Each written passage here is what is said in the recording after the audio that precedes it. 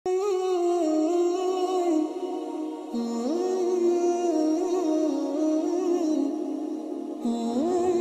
حول ولا قوة إلا بالله العلي العظيم أعوذ بالله من الشيطان الرجيم بسم الله الرحمن الرحيم الحمد لله الذي جعلنا من المتمسكين بولاية أمير المؤمنين عليه السلام السلام علیکم ورحمۃ اللہ وبرکاتہ۔ آج کی ویڈیو اعمال غدیر سے متعلق ہے۔ میں مختصر غدیر کے چند اعمال آپ کے سامنے پیش کروں گا۔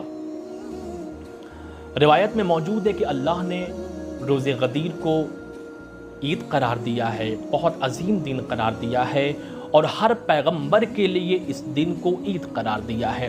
خود اللہ کے محبوب نبی نے حضرت علی مرتضیٰ سے وصیت کی تھی کہ روز غدیر کو عید قرار دیں، اور ہر پیغمبر نے بھی اپنے وصی کو وصیت کی تھی کہ روز غدیر کو عید سمجھیں۔ جیسا کہ روایت میں واضح طریقے سے یہ روایت موجود ہے کہ اگر بندوں کو، لوگوں کو روز غدیر کی عظمت و اہمیت کا علم ہو جائے تو ملائکہ اس سے 10 مرتبہ مصافحہ کریں گے، بس شرط یہ ہے کہ انسان کو غدیر کی اہمیت اور اس کی فضیلت کا علم ہونا چاہیے۔ لہٰذا یہ ہے کہ ہر مرد مومن کو روز غدیر کا حق ادا کر کے خدا کی برکت و رحمت اور اس کے فضل و کرم کے سائے میں آنا چاہیے۔ آج کے غدیر کے چند مختصر اعمال، جس میں سے سب سے پہلا عمل روز غدیر یہ ہے کہ آج کے دن انسان روزہ رکھے۔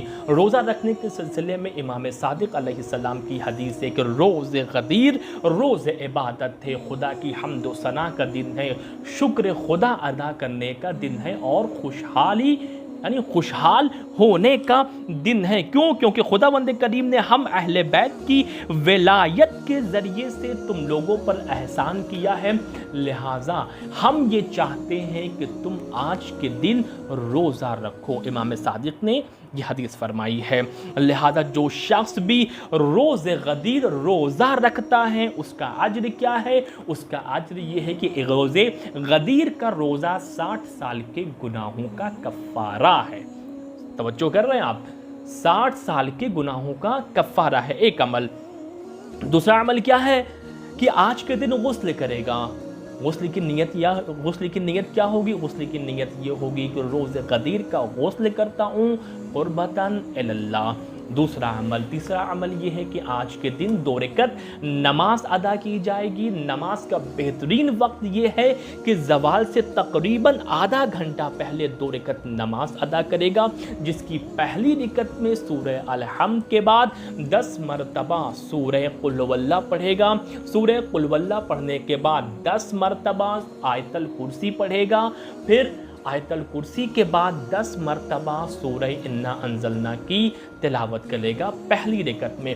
دوسری رکعت بھی اسی طریقے سے ہے، سورہ الحمد کے بعد 10 مرتبہ سورہ قل هو اللہ، اس کے بعد 10 مرتبہ آیت الکرسی، اس کے بعد 10 مرتبہ انا انزلنا کی تلاوت کرے گا۔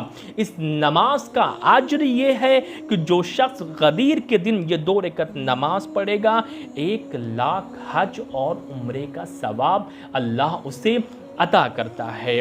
اس نماز کے بعد ایک اور عمل ہے کہ آج کے دن زیارت امیر المؤمنین علیہ السلام پڑھنا ہے۔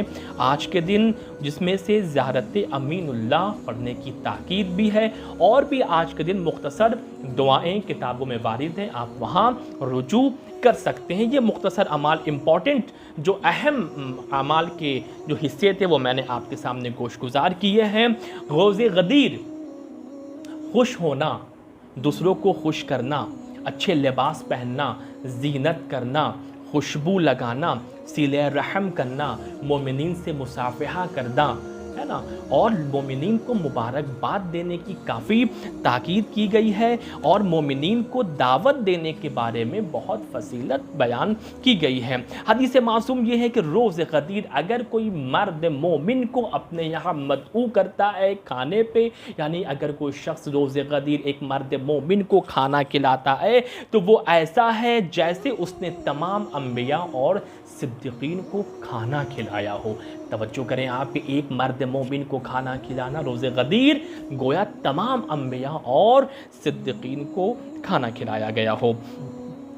روز غدیر ایک اور عمل ہے کہ روز غدیر کسی مرد مومن کو وقت افطار کرانے کی بہت تاکید۔ اگر کوئی شخص کسی مرد مومن کو روز غدیر کے دن اگر کسی روزے دار کا افطار کراتا ہے تو اس کا اجر یہ ہے کہ 1,00,000 پیغمبر، صدیقین اور شہید کو افطار کرانے کا جو اجر ہوتا ہے وہ اجر اللہ اس مومن کو عطا کرتا ہے جو کسی روزے دار کو روز غدیر عید کے افطار کراتا ہے۔